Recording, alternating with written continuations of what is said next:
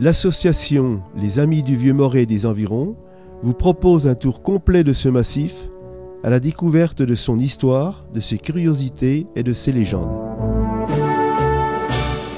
Pour cela, nous emprunterons des sentiers déjà bien balisés et d'autres qui pourraient l'être. Même si cela prête à sourire, c'est volontairement que l'appellation montagne a été repris. C'est le nom que lui donnaient déjà, il y a plusieurs siècles, les Cassini, cartographes des rois de France. Vous allez voir que cette petite montagne, malgré ses dimensions modestes, a des particularités surprenantes. Orientée nord-sud, sa longueur est de 10 km et sa largeur moyenne d'environ 3 km. Son point culminant n'est que de 451 mètres, mais permet une vue étonnante sur plusieurs départements. Cette région frontalière avec la Champagne est chargée d'histoire. Ici, dans un village proche, 2 bornes qui marquaient la frontière entre Champagne et Franche-Comté. À son pourtour, de nombreux villages, dont les 2 plus importants sont au sud, Fouvant, qui a longtemps eu le pouvoir politique et juridique, et au nord-est, Morée, qui durant plusieurs siècles a été un véritable petit centre économique.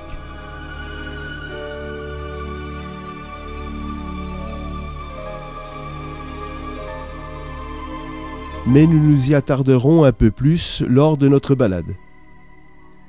C'est du haut de Morée que nous choisirons le départ de notre périple.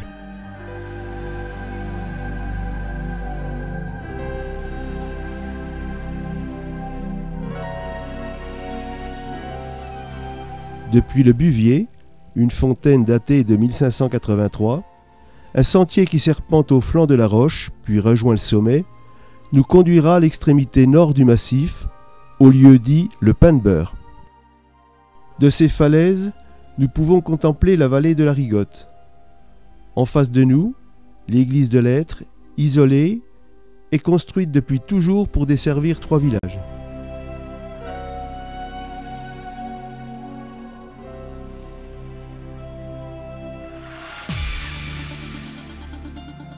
À nos pieds, sur un replat, un dolmen que Bouillereau, un érudit local, a fouillé au siècle dernier.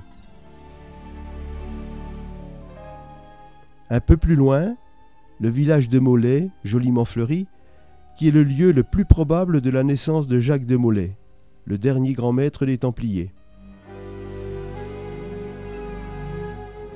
Nous y descendons pour y rencontrer M. Serge Thiebaudot. Le dernier maître de Templiers qui a été brûlé à Paris, Jacques de Molay, est vraisemblablement originaire de ce village.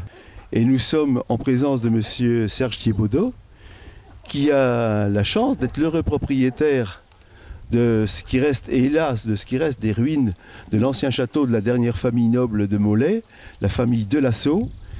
Et si Jacques de Molay est originaire de ce village, c'est vraisemblablement à cet emplacement qu'il est né.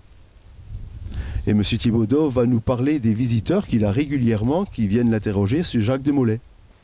On a eu des Américains qui sont venus en 1937, qui ont fait une ronde dans le pré attenant à côté, avec des immortels. Oui, cette ronde, c'était donc un grand cercle? Oui, un grand cercle. Qui était à même le sol alors?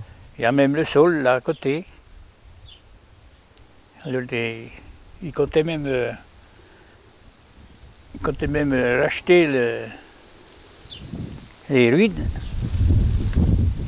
et puis monter à l'emplacement du... Là, faire une espèce de... je sais pas quoi moi. Oui, probablement un lieu de mémoire à Jacques de Molay. Oui, un lieu de mémoire pour eux. Et donc, qu'est-ce qu'ils ont fait? Vous m'aviez dit une fois qu'ils s'étaient séparés, les hommes et les femmes. Les hommes et les femmes, les hommes sont tous entrés dans la salle au-dessus des caves, là. Enfin, je ne sais pas ce qui s'est passé. Parce que moi, j'étais encore jeune et c'est moi qui leur avais chanté l'hymne américain pour les recevoir. Ah, c'était sympathique ça. Et donc, on suppose que c'était des gens qui faisaient partie d'une secte, peut-être des Rosicruciens. Oui. ou voir au moins une loge maçonnique qui serait faire des Templiers, probablement. Oui, c'est... On leur comptait même revenir, seulement la guerre est venue, et puis ça a été abandonné tout ça. Et vous avez eu aussi, je crois, la visite d'un ambassadeur un jour. Oui, un ambassadeur de Finlande qui est resté en Suisse. Et il était venu, qu'est-ce qui... Vous rencontrez pourquoi? Il est venu pour visiter. Là, je lui ai fait voir ce qui pourrait rester des ruines, quoi. Parce que c'est une ruine maintenant, c'est... Oui, et vous les avez emprunté des documents, je crois.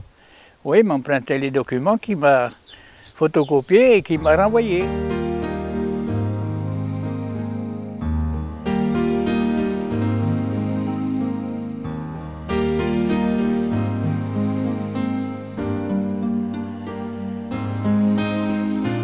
Nos pas pourraient aussi nous porter un peu plus au nord-ouest, à La Rochelle.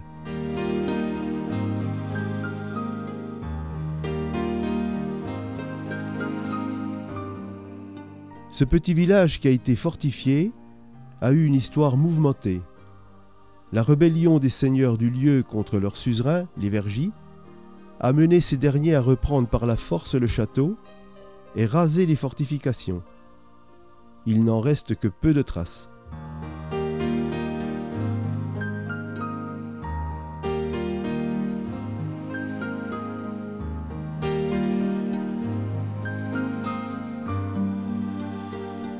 Le château actuel est reconstruit sur ses emplacements.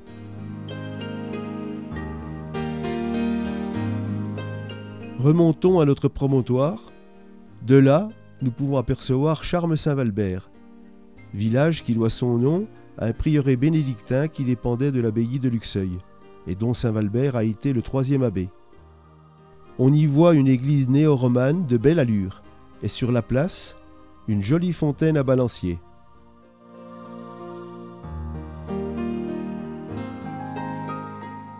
On y trouve aussi une source, dite Fontaine de Saint-Valbert, qui a été longtemps un lieu de pèlerinage.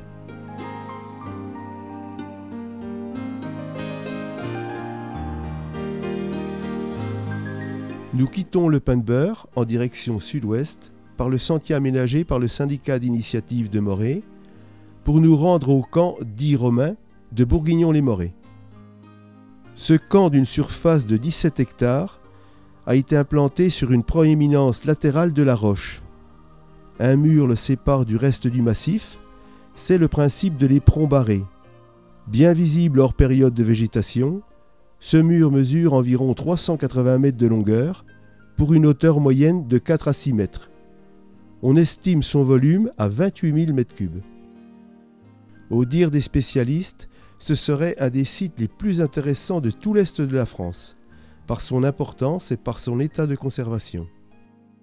Des recherches y ont déjà eu lieu sous Napoléon III, et actuellement, des campagnes de fouilles sont organisées par la Direction régionale des affaires culturelles depuis 1992.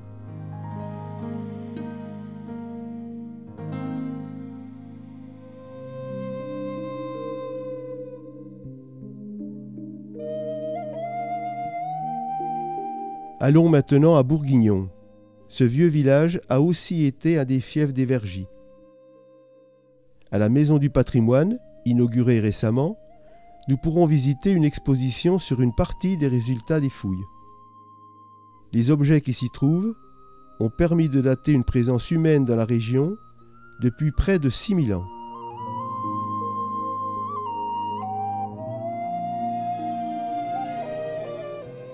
Nous sommes donc maintenant à Bourguignon-les-Morées, un très vieux village qui est à l'ouest de la montagne de la Roche. Mais hélas, c'est un village qui a beaucoup souffert dans les siècles derniers. Il a d'abord été détruit à la fin du XVIe siècle par les troupes allemandes du duc des Deux-Ponts. Il a été brûlé par les Suédois durant la guerre de 10 ans, vers 1636. Et en plus, il a été ravagé par la peste à la même époque. D'ailleurs, il y a une grotte, dite la chambre des pestiférés, et monsieur Jean l'avocat, qui est en face de moi, va nous en dire 2 mots. Bon, la grotte des pestiférés, c'est une histoire contée par nos anciens.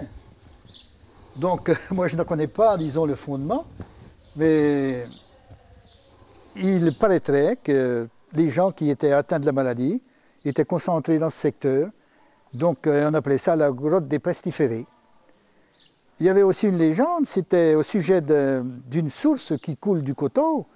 On n'avait pas le droit d'y aller boire parce que les grands-mères disaient c'était l'eau des pestiférés, donc elle était, à ses yeux, elle était mortelle.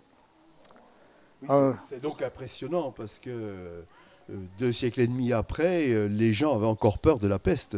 Oui, certainement. C'est terrible de voir cette mémoire populaire qui s'effrayait encore de la peste alors qu'il n'y avait plus aucun risque. Oui, parce que cette fontaine, c'est la fontaine Saint-Quentin, qui a malheureusement disparu au remembrement. Elle a été mise dans une parcelle particulière. Et donc dans les choses curieuses de Bourguignon, il y a aussi une grotte qui est au flanc de la roche et en face de l'église, qui s'appelle la cave Jean Leblanc, je crois, qui a une histoire particulière. Leblanc, ici, en patois, disait les caves Jean Leblanc. Ben, de toute manière, toute une histoire, mais enfin, faux monnayeur qui serait venu se cacher là. Bon, la cave a certainement une autre histoire qu'on ne connaît pas, parce qu'il semblerait, d'après les récits, qu'elle sortirait plus loin dans la roche. Mais ça aussi, est-ce une légende? Je ne peux pas vous en dire plus. Et maintenant, nous faisons un petit crochet par Farincourt, commune blottie au flanc ouest de la Roche, mais située en Haute-Marne. Il y avait ici 3 établissements métallurgiques, dont il ne reste que l'ancienne fonderie de Tricorneau, vieille famille d'origine comtoise. Sur la place, une jolie croix.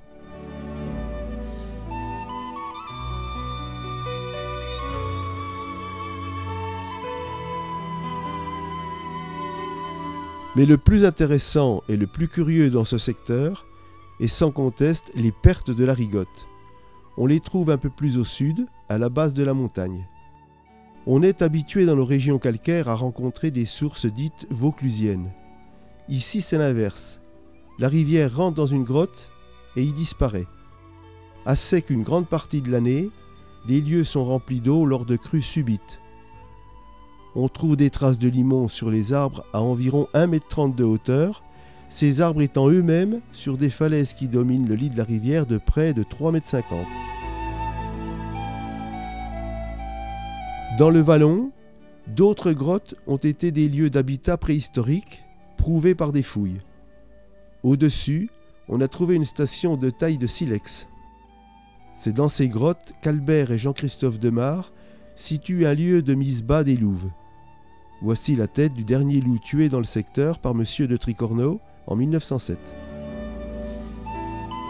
C'est ici que passait un chemin appelé le Sentier des Fées et qui allait en direction de Fouvent par le hameau de la Pierre Percée. Nous nous y rendons en empruntant une voie celte appelée aussi chemin ferré. Proche d'un carrefour, un lieu dit où il y a des ruines est nommé l'Hostellerie. Nous arrivons à l'ancien hameau de la Pierre Percée, appelé aussi les Essarts du Haut et en patois les Gatchas. Son vrai nom lui vient de la présence d'une pierre qui provenait vraisemblablement d'un dolmen. À une époque encore proche, les habitants de la région lui attribuaient de nombreuses propriétés. Des rites se pratiquaient à proximité, et c'est la raison probable de son déplacement à Bourguignon vers 1900. La seule famille qui habite les lieux vient d'y créer un gîte d'étape. Op uw gezondheid. Bonsoir Madame Krings, nous sommes ici dans l'ancien hameau de la Pierre Percée et qui curieusement portait aussi 2 autres noms. Au fil des siècles, ça a un peu changé. Ça appelé les Essarts du Haut par rapport à un autre hameau et également les Gatchas, mais c'était une appellation en patois. Et la plus ancienne et la plus belle, c'est la Pierre Percée. Et vous allez nous dire pourquoi. Oui, donc c'était un menhir qui se trouvait sur les hauteurs derrière la maison. C'était préhistorique, c'était un lieu de culte, donc les gens venaient ici, c'était surtout pour les enfants et pour les mamans. Donc on passait les nouveau-nés à travers le trou dans la pierre pour avoir un bon sort. Et donc il y avait aussi de l'eau qu'on buvait qui était médicinale. Et vers le 15 mai, il y avait toujours une fête, donc les gens venaient ici. C'était le circuit des fées. poursuivons notre chemin en direction de Fouvent. Nous arrivons donc à l'extrémité sud de la roche, en passant près du lieu-dit Champeau, où l'on a trouvé des traces d'un autre camp préhistorique et des sépultures gallo-romaines. Arrêtons-nous à la statue de Sainte Agathe, qui domine Fouvent-le-Bas. À nos pieds, la grotte de Sainte Agathe. Il y a plusieurs grottes à Fouvent-le-Bas, dont certaines ont été fouillées par Georges Cuvier, le célèbre paléontologiste, vers 1800. Et plus bas, le village et la rivière le Vanon. C'est ici que la Rigotte, que nous avons vue entrer en terre à Farincourt, ressort, après un trajet souterrain de plus de 4 km, et rejoint le Vanon. Il y avait autrefois 3 Fouvants. Fouvent-la-Ville, maintenant appelé Fouvent-le-Bas, Fouvent-le-Chastel, devenu Fouvent-le-Haut, et entre les deux, Fouvent-le-Prieuré. Rendons-nous maintenant à Fouvent-le-Haut. Le lieu était le siège d'une célèbre baronnie, et dès 990, Gérard de Fouvent est cité comme un puissant seigneur. On y trouvait un important château, véritable petite forteresse, qui résista aux troupes de Louis XI en 1472. Il a été pris en 1636, lors de la guerre de 10 ans, et démantelé. Près de 60 villages dépendaient de la seigneurie, située tant en Champagne qu'au duché et au comté. Par le mariage de Clémence de Fouvent à Guillaume de Vergy, la seigneurie est passée à cette puissante famille. On y relève entre autres des sénéchaux du duché, des gouverneurs du comté, des chevaliers de la Toison d'Or et 2 évêques. Cette famille a dominé toute la région que nous visitons durant plus de 3 siècles. Il y avait à Fouvent-le-Haut un prieuré bénédictin fondé en 1019 par Gérard de Fouvent, un hôpital créé en 1215. Et on y trouvait également le siège d'une officialité du diocèse de Langres. L'église reconstruite vers 1760 est sur la route des retables de la Haute-Saône. Effectivement, c'est Claude-Nicolas Ledoux qui établit les plans en 1764. Les travaux ont duré jusqu'en 1775. Comme beaucoup d'églises de la Haute-Saône, de Franche-Comté et de la Haute-Saône en particulier, je crois qu'elle a été reconstruite grâce au quart de réserve. Effectivement, oui. En 1761, les habitants délèguent un représentant pour faire une requête auprès des eaux et forêts de Sens et du Conseil d'État du Roi à Paris pour obtenir l'autorisation de vendre le quart de réserve et puis aussi pour y gérer aussi les sous pour ne pas qu'ils aillent ailleurs. C'est vrai qu'on doit au quart de réserve la construction, la reconstruction de beaucoup d'églises, de l'avoir de grande qualité en Haute-Saône. Expliquez-nous un petit peu ce qu'était le quart de réserve. Donc en 1669, je crois, c'est Colbert qui a donc rédigé une ordonnance qui réglementait les eaux et les forêts, c'est-à-dire qu'il a demandé à ce qu'un quart de la superficie soit mis en réserve. On ne pouvait y toucher qu'après avoir obtenu l'autorisation des eaux et forêts et du Conseil d'État du Roi. Oui, et on sait que les comtois, c'était guère de temps après la conquête, ont subi cette organisation qui n'était pas du tout la même en Franche-Comté, où c'était beaucoup plus libre. Et c'est une sorte de réaction. Quand ils ont eu le droit d'utiliser ces quarts de réserve, les municipalités se sont trouvées des besoins de travaux pour utiliser ce qu'ils considéraient comme être leur bien. Oui, effectivement, ils ont profité de l'aubaine pour réaliser beaucoup de travaux qui n'auraient pas pu être réalisés si les forêts avaient été exploitées normalement. Pour continuer notre périple, nous remontons au nord en passant près de Sainte Agathe et, par l'ancien chemin, nous rejoignons les Essarts, hameau situé sur la roche et qui n'a plus guère d'intérêt actuellement. De là, par le même chemin en direction du nord-est, nous atteignons sur le flanc est de la montagne le village de Suaucourt. Il ne reste que peu de choses de l'ancien château de la famille de Trestondan. On sait que Gallas, généralissime des armées impériales durant la guerre de 10 ans, y avait établi son poste de commandement. C'est du sommet de la roche, en un lieu appelé Champ Gallas, qu'après avoir observé à la lunette les murailles de Langres, en compagnie de son état-major, il renonça à y mettre le siège. Le château actuel a été propriété de campagne de la famille Prinet. L'un de ses membres, René Xavier, est un peintre célèbre. Au début de ce siècle vivait à Siaucourt un personnage haut en couleur, le curé Modeste Boileau, qui se disait dans des tracts publicitaires inventeur et apiculteur. Il avait déposé des brevets d'invention et était correspondant de sociétés savantes étrangères. Mais il est surtout connu par la découverte d'un gouffre sous la cure. Il avait fait aménager des escaliers depuis son salon et invitait des journalistes et des savants à la visite. Des sondages ont été effectués à plus de 30 mètres. Des titres de presse avaient alors affolé la population, qui a pu être rassurée après une étude du professeur Fournier de la faculté de Besançon, et cela à la demande du préfet de la Haute-Saône. En reprenant le chemin fléché au nord du cimetière, par les lieux dits Poirier-Griot et la Combremont, nous arrivons à Saint-Julien. Ce village était réputé pour son vignoble. Durant la Révolution, il avait d'ailleurs pris le nom de Côte-Vineuse, et les habitants, moqueurs, disaient que le vin de Saint-Julien était pour le curé, et celui de Morée pour les servants. Au flanc de la montagne, une légende dit que la grotte appelée le Trou de Michel Chaudet la traverse de part en part. Il n'y a jamais eu de château fort à Saint-Julien, mais une simple tour de défense proche de l'église actuelle.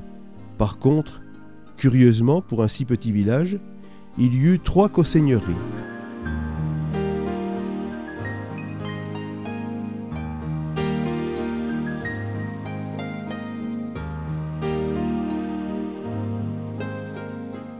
Entrons dans l'ancien manoir de la famille de Courcelles.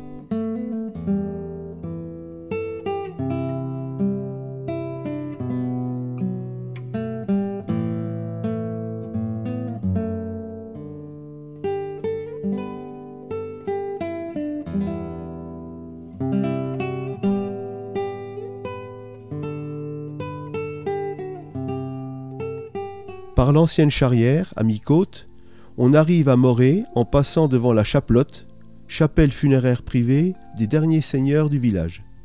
Tout près de là, une stèle élevée à la mémoire de Charles Broyard de Morée indique maître forestier. En réalité, une sommité dans le domaine de la forêt qui a professé à Nancy et à Lyon. Il a laissé de nombreux écrits de réputation internationale. Parmi d'autres hommes célèbres de Morée, citons François Richardot, ami de Granvelle, et qui lui succéda à l'évêché d'Arras. Charles Quint et Philippe II lui ont confié des missions importantes, et aussi Claude-François Lullier, président du Parlement à Dole, qui donna tous ses biens à Morée et de villages proches en 1657 pour fonder un monastère bénédictin de la réforme de Saint-Vanne. C'est en 1684 que débute la construction que l'on voit actuellement. Cet ensemble est si important qu'il est souvent appelé à tort abbaye. En effet, ce bel ensemble du XVIIe siècle mesure 96 mètres dans sa plus grande longueur. La surface construite au sol est de 1800 mètres carrés. Et il y a 620 mètres carrés de splendides caves. N'oublions pas que nous sommes dans un village de vignobles. Seule l'église a été détruite après la Révolution. Une chapelle l'a remplacée, après que les bâtiments aient été rachetés par les sœurs de Saint-Loup-sur-Aujon pour y installer un pensionnat. Devenu propriété particulière, on peut actuellement le visiter.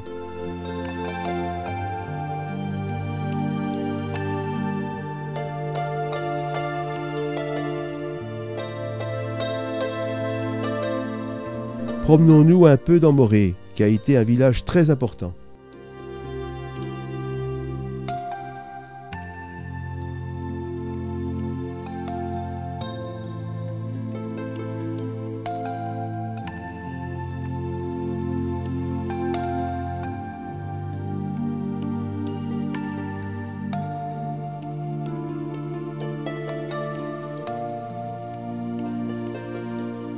Réputé pour ses foires, dont une autorisée par Charles Quint, il s'y faisait de nombreuses transactions. Et pour preuve, au XVIIe siècle, on y trouvait en même temps 3 études de notaire. En 1873, il y avait encore dans la commune 15 commerces et plus de 30 artisans.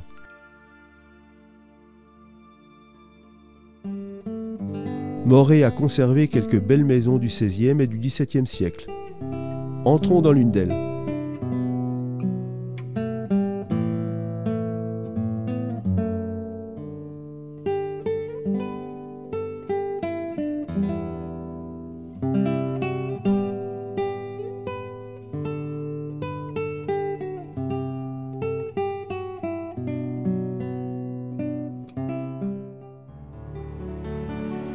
Depuis le dessus du village, qui n'est qu'à mi-hauteur de la roche, c'est un régal pour la vue.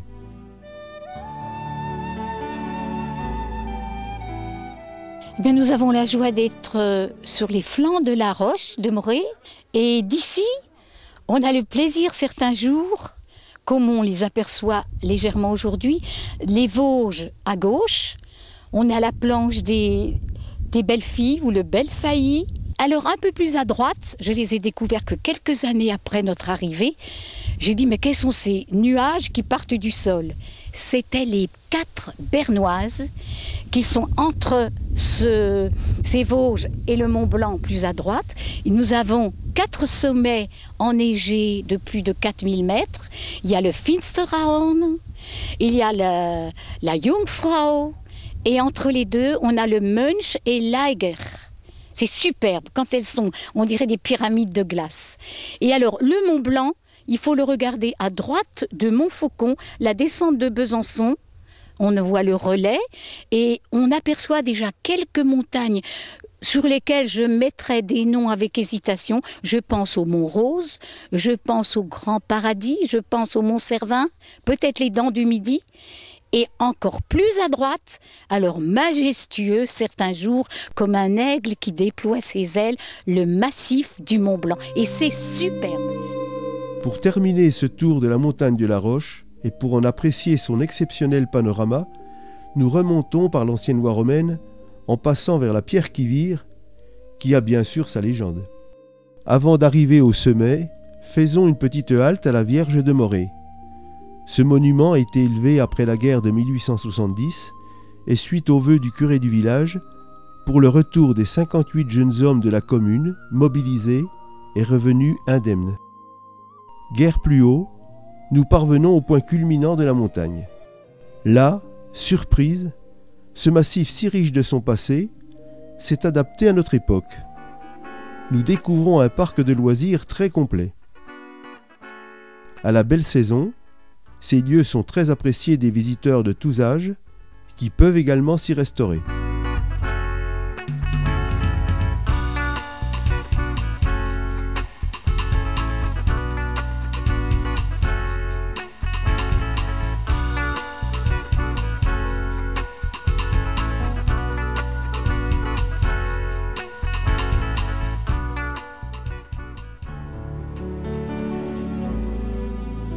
De là, nous découvrons le plus beau point de vue de la Roche et certainement de tout l'ouest de la Haute-Saône. En effet, si ce sommet n'atteint que 451 mètres depuis la Tour Vecque, la vue est vraiment exceptionnelle. C'est l'emplacement du massif, un des derniers plissements jurassiques à l'ouest de la Franche-Comté, qui permet cette vue si dégagée et sur 360 degrés.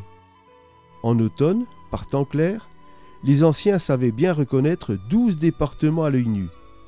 Et il n'est pas rare à cette époque de repérer le Mont Blanc ou les Alpes bernoises enneigées.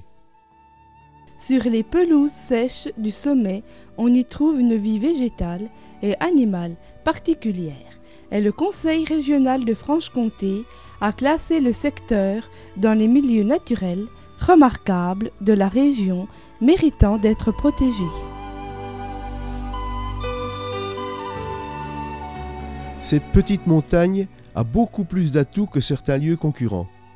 Ses sites et points de vue, son histoire et ses vestiges, ainsi que ses curiosités et ses légendes, devraient en faire un secteur beaucoup mieux mis en valeur et donc davantage visité.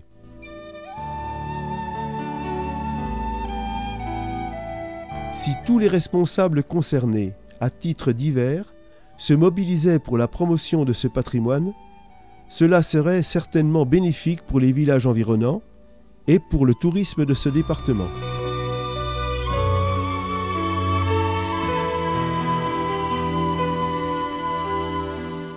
Avec cette cassette, notre association espère apporter sa modeste contribution pour une meilleure connaissance de la montagne de la Roche.